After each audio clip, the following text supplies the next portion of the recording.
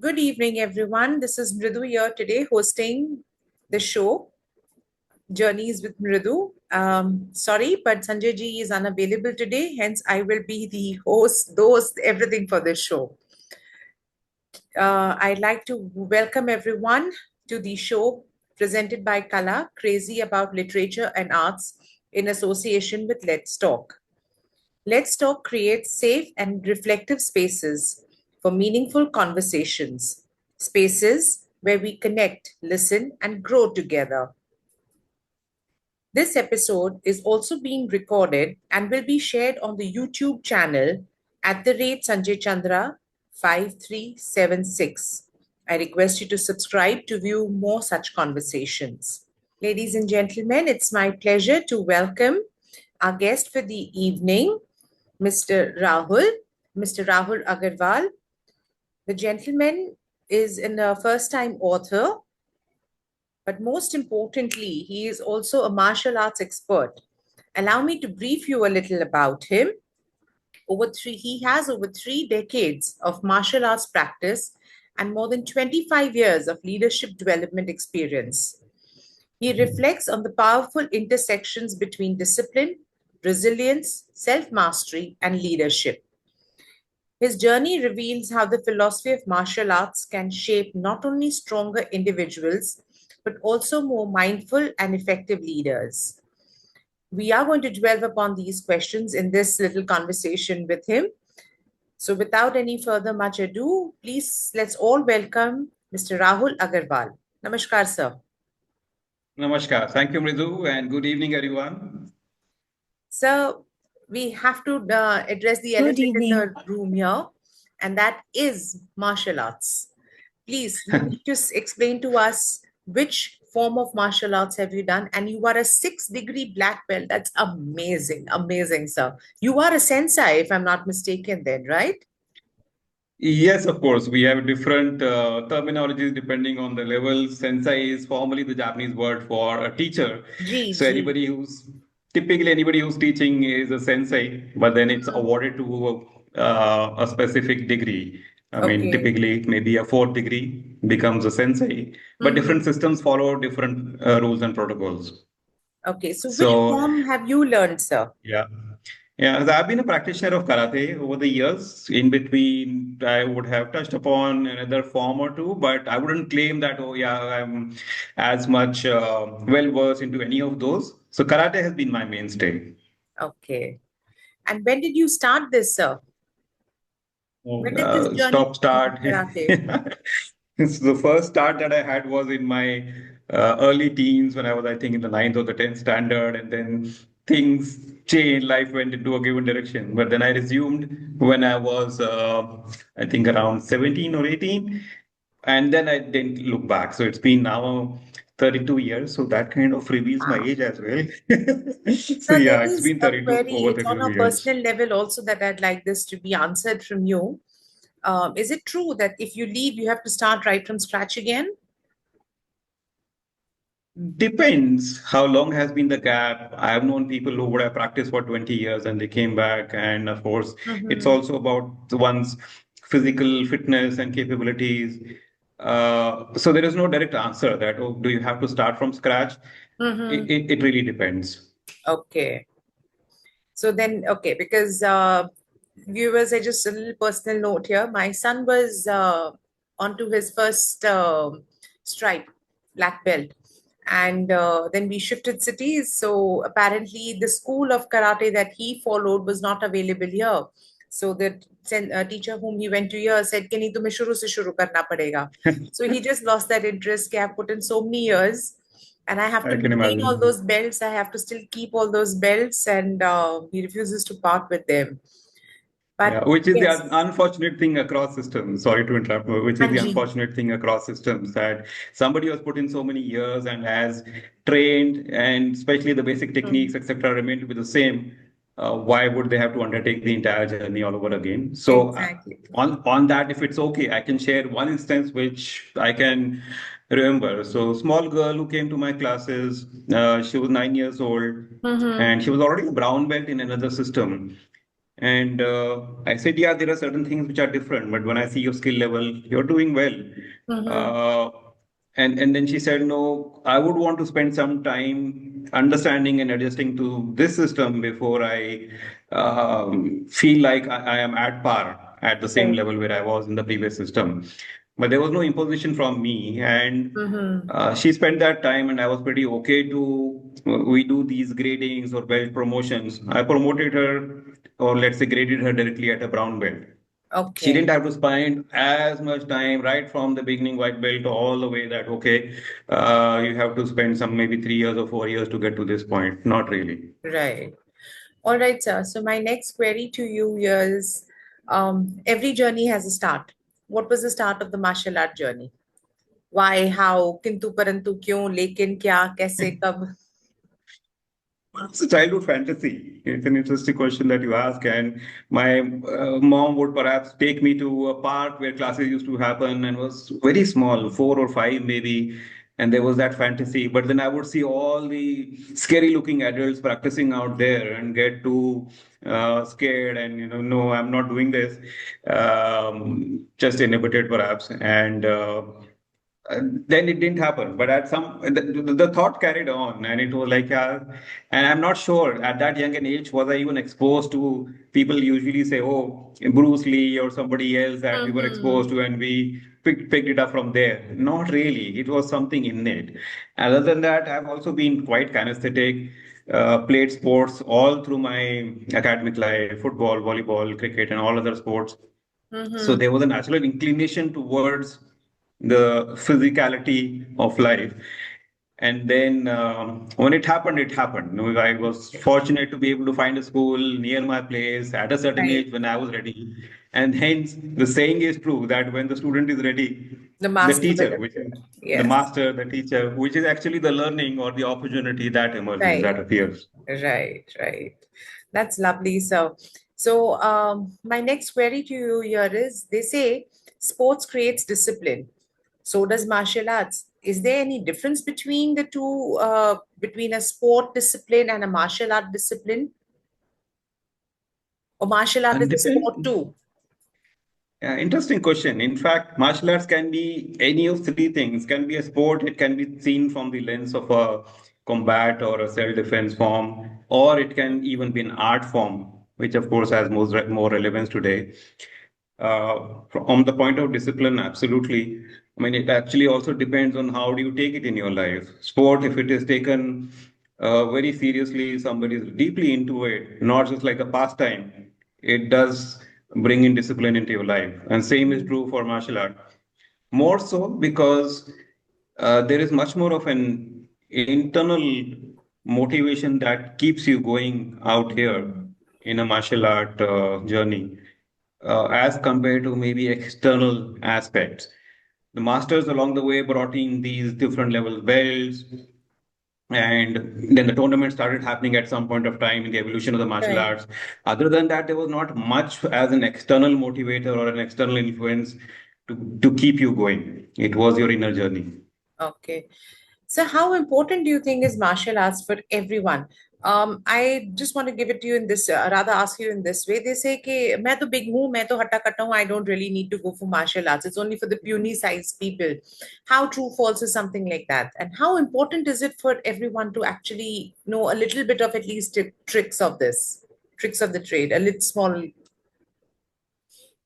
Well, I would say it really depends on the objectives.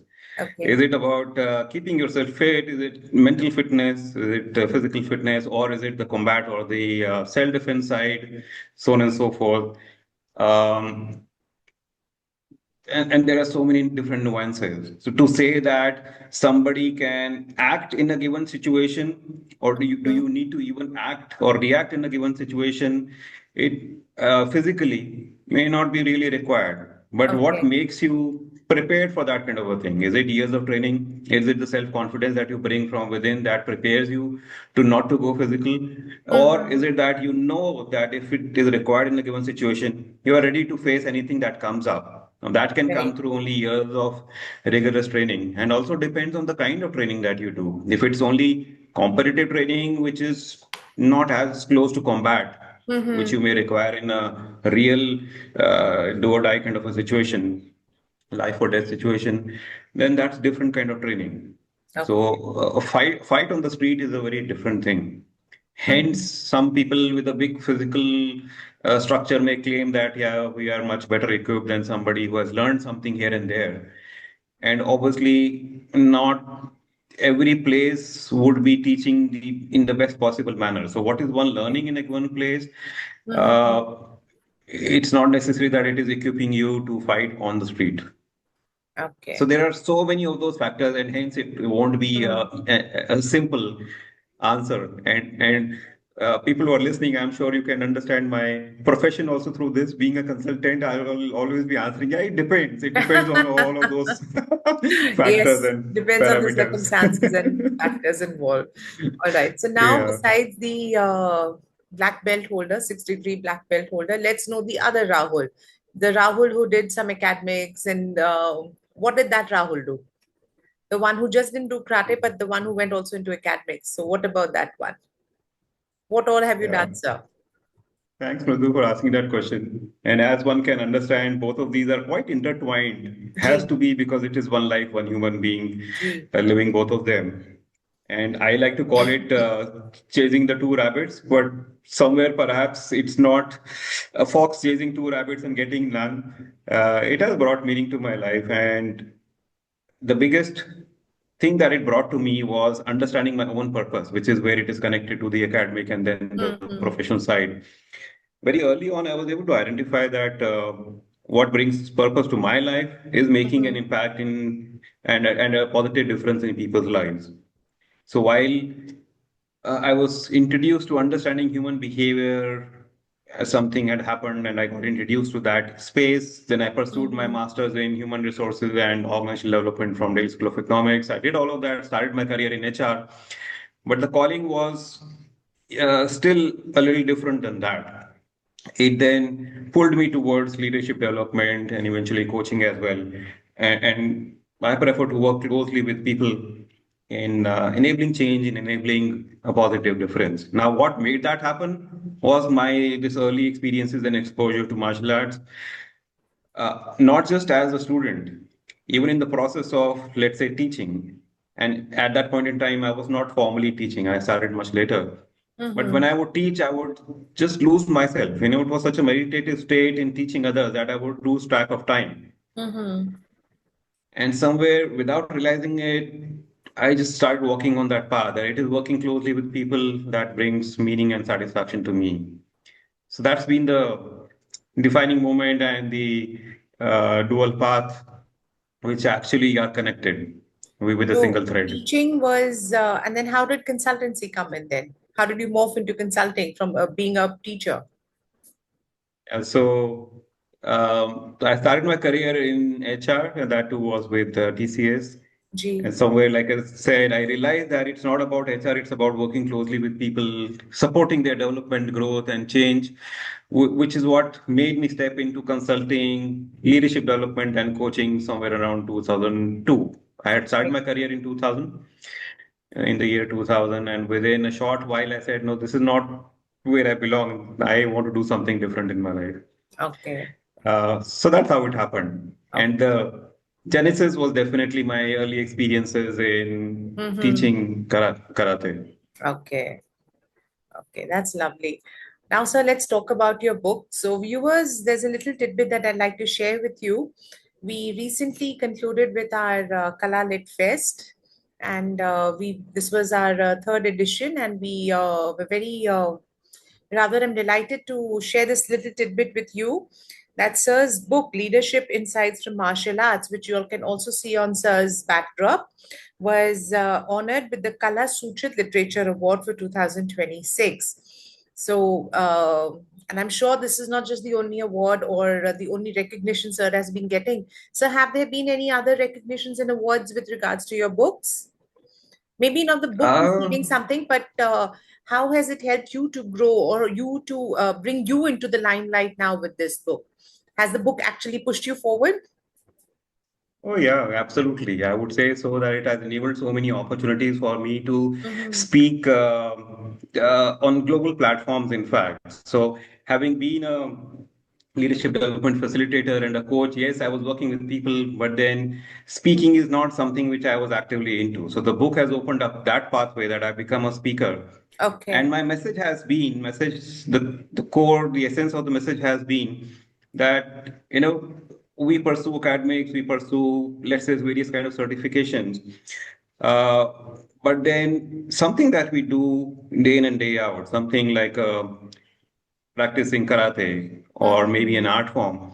Now that is something which builds us up as to who we become as a human being. Ji. And the deeper message also closely related to karate is that people typically, through the lens of the media or otherwise, we get to see only the violent form, the combat form, the competitive side, but we don't get to see the art form. And the Okay. message through the book as well is that, there is that art side. You don't need to get your bones broken to be able to become a better human being. There is something much deeper to the entire form, Okay. and practicing the entire form then enables you to work on yourself as an Mm-hmm. individual. So it's not just limited to, yeah, I get certified in a given area and hence I become something. What you inculcate are, you mentioned discipline, but there is so much Mm-hmm. more that you inculcate through the journey. Give us and an and insight, sir. How would you equate something that you do in karate to something in leadership? How do you bring that simile around between the two? Give us an example, sir. Maybe something from your book.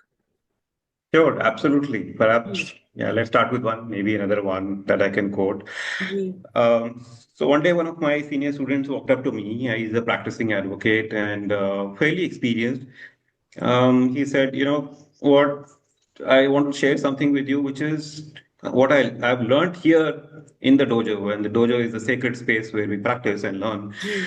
But it's not about karate. I said, then what? What did you end up learning, which is not karate out here?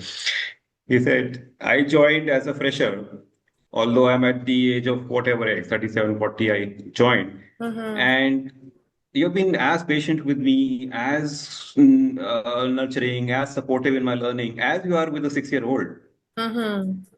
There was no impatience that I'm at the age of 40 and hence I need to have, maybe I need to learn faster or learn differently, or you don't need to spend as much time with me. No way.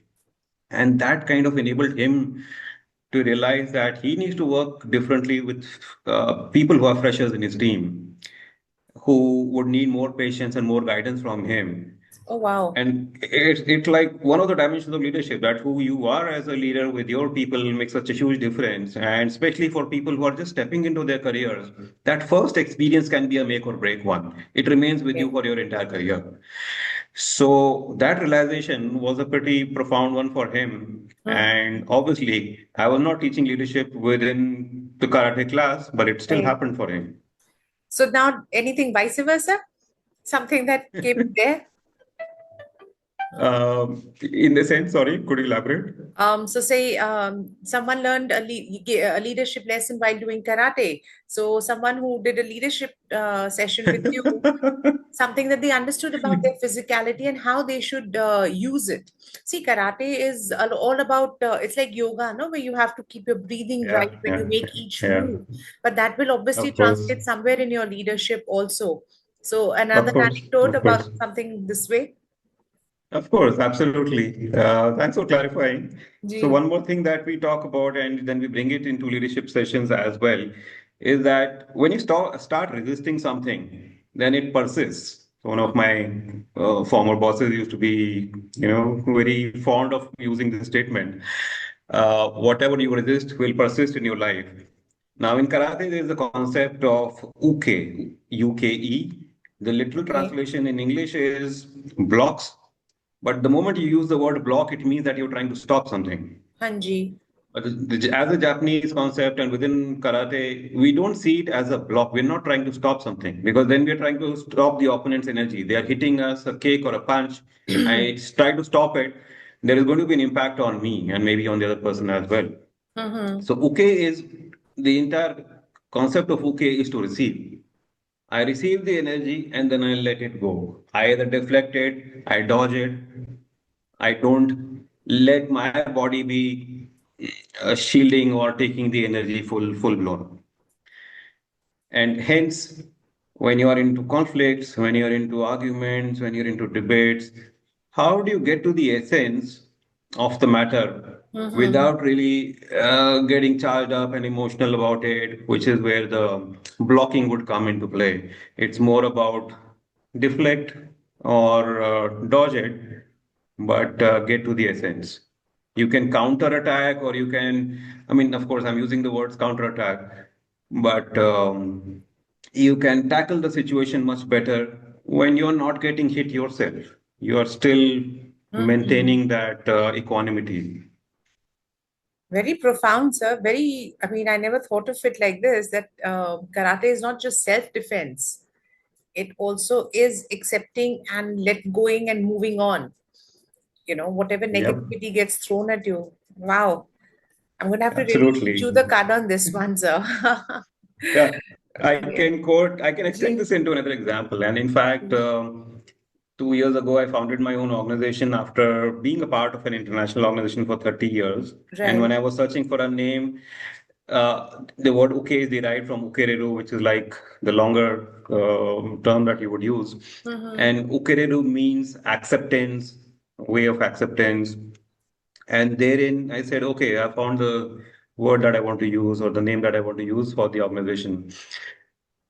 Now, how does it, and it's like really the core essence of the system that I had built up over the years.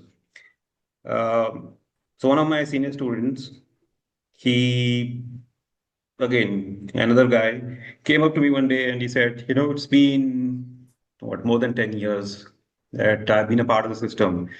And you would be Mm-hmm. surprised to know that I have not followed any sport, not been into anything physical, anything at all, right from my Right. childhood till now. Mm-hmm. And he was somewhere in his mid 40s. Okay.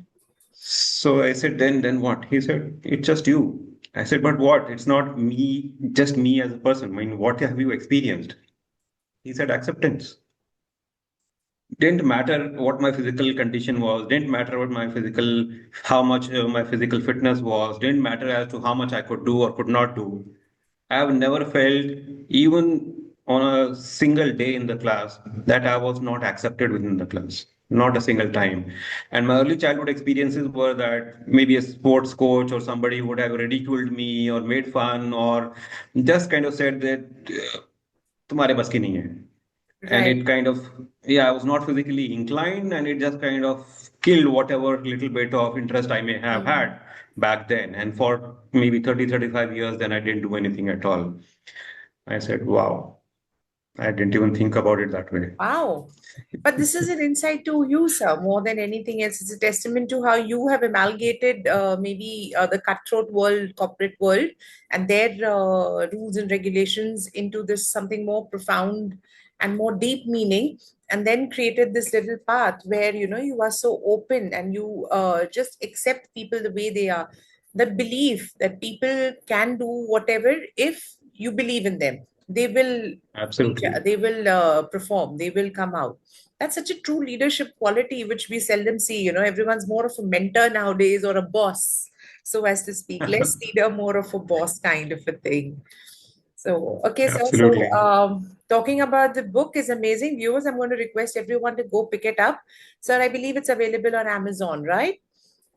Yes, absolutely. And I Gee. would suggest that when you're choosing the supplier, go with the publisher who's Mridu Mania. Yeah.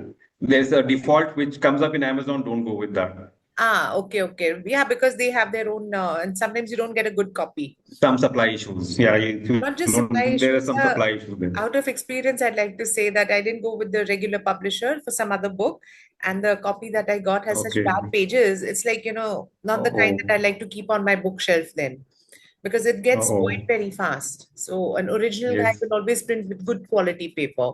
So, viewers, that's Correct, another correct. lesson for you all, besides all the other insights Sir is sharing. So, let's do a little.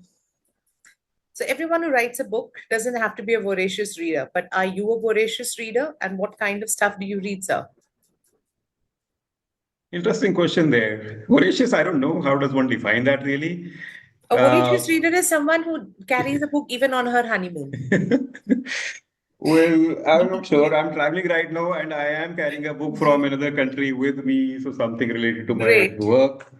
Um, हाँ जी, at some point in time, when I was in my school, maybe middle school, my mom introduced us to Reader's Digest, and it used to be, ji. um, uh, I guess, a different quality kind of product back then, different kind of publication back then. Mm-hmm. And when you ask me what genre or what do I read, um, Reader's Digest is a compilation of everything. It has humor, it has drama, it Yes. has health, it has everything. And I was like, wow, this is variety. And I was all excited. So for many years, I followed that. In fact, the day the latest edition would come in for the month, Mm-hmm. it would take a day or two to finish it off cover to cover. Right. And that got me then into reading more and beyond that, whether it was fiction, non-fiction, mystery, thriller, Mm-hmm. whatever it was. Hence, it for me it was like, okay, pick up a book and at least figure out what is it saying. Let's Okay. see. That's nice. All right, so we have to ask you, we ask everyone, your favorite book, your favorite genre, your favorite author. Well, if I have to name one, it has to be Man's Search for Meaning, Dr. Okay. Viktor E. Frankl. So this Mm-hmm. is about, I mean, he's not anymore, but he talks about his experiences in the concentration camps during World War II and how he survived. And then, of course, he was a researcher Mm-hmm. uh, who brought out as to what brings meaning to human life. How is it that certain people still survived facing the same atrocity, same conditions, but others did not?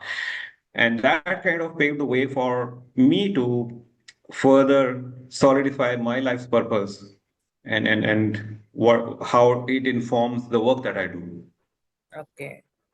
So that was your favorite book and author, but do you only read non-fiction or are you into fiction and maybe the whole gambit of fiction now? Yeah, I think it has Earlier, as you changed over mentioned, the you have read years. it all, but Yeah, now.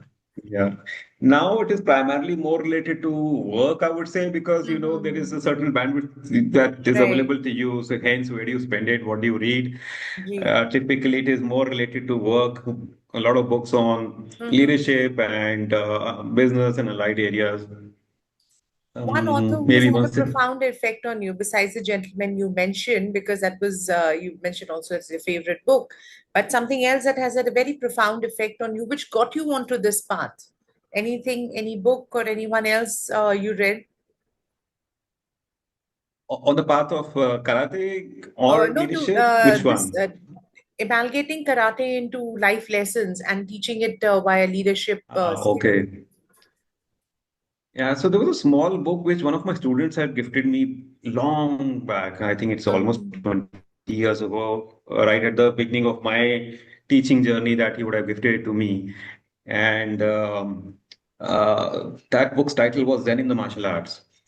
So there's another title which is like Zen in the Art of Motorcycle Maintenance or something, which has been very popular, very successful globally. Okay, And this is different. This is Zen in the martial arts. okay. And it's a very short, thin book with short chapters. So one can see that there are certain parallels in terms of the structure of my book as well, and talking Mhm. about life experiences and stories in short chapters. So the structure is similar. So maybe if I have to talk about something which comes close, it would be that book. And it is also Okay. very practical, at the same time, deeply insightful in nature. Okay. So talking about your particular book, anything which is your favorite, any favorite excerpt or any favorite insight that you would like to share with us, something that you always would like to identify with the book, like a little small blurb kind of a thing for your book. What would that be, sir? It's all the experiences of my students. I would say that that will always remain dear to me, that those will always stand out because everything else can be stripped off. But those experiences, perhaps that's going to be also the legacy that I take away with me whenever that happens. And if we have time, maybe I can talk about one more of those from the book Yes, please, itself. sir. We have just a couple of moments more, so please, we would love. Sure. Sure. Ji. So, like we say that, you mentioned earlier, how can martial arts be about mindfulness? Yes. And yeah, you touched on breathing and the mind-body connection and so much more. So there was another of my senior students. He was quite senior in the corporate world as well. Mm-hmm. And this story is mentioned in the book. And we're still connected. I mean, all the senior students and so many others that we're still connected over the years. So Mm-hmm. again, one day he walked up to me and said, I want to share something personal. I said, okay, of course. And you form this kind of a relationship with your students with whom you have been working for Right. so long. Um, he said, I was separated from my ex. It's been so many years, and now we are getting back. The good news is we are getting back. I said, Okay. well, yeah, I'm excited, and this is really amazing. Now, what made it happen? Mm-hmm. And then he explained that they were chasing their careers and hence they had separated amicably. But over the years, there was a void, there was a hollow in their life. But doing anything else, whether he had gone to a gym or done anything else, it did not help him. Mm-hmm. And he had been in my class for about 1.5 years. Okay. So he said, I don't know what happened, but just being here as a part of the class has brought clarity to my mind. It has helped me settle down internally. It has helped me see what do I want in my life now at this Mm-hmm. stage? What is it that I've been missing? And I could see it so clearly that I just reached out, and the feelings were this thing mutual. We just kind of agreed, and now it's been what I think 18 years, twin boys, and so much more. They have been creating an amazing life together. So, sir, देख So low. This is for in me, the that's the first. हाँ essence. Ji. Sorry, no, what I was about to say, this session has been an absolute movie story, sir. We've had the fight, we've had drama, we've had romance. What more do we need now? Absolutely, complete pot boiler. हाँ जी, We would say, okay, absolutely. yeah, karate, and ji. you have all the exciting stuff. Yes, we have had, Lovely. In fact, thank you so very much, sir. I'm sorry, but this is the only time we have. We'd of love to course. do once more with you. Hopefully, do you have something in the pipeline? Another book coming up, maybe? Yes, it is. It is Great, there. great. Uh, and it kind of connects. So this was about leadership. Now it's Mhm. on the other side, which is about coaching as an executive and leadership coach. Now I'm writing around that, and something is in the pipeline. I'm hoping that it's going to be out within the next couple of months. Great. So that means we can have you on the show again. We'll talk about both books together, and that Absolutely. one separately too. So on that We'll be note, looking forward to that. geez, so on that note, I am sorry, but I will have to end the session today for this evening. It brings us to the close of our episode for today. The show presented by Kala, Crazy about literature and arts in association with Let's Talk.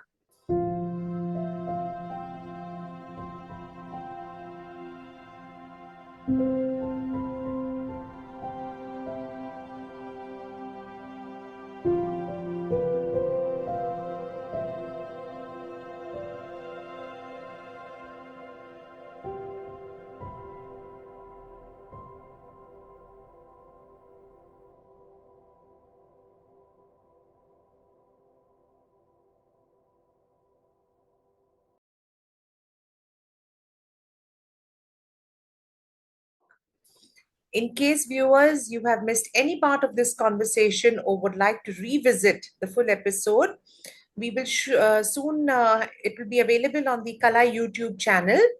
I'll repeat the channel name. It's at the rate Sanjay Chandra 5376. I repeat, at the rate Sanjay Chandra 5376.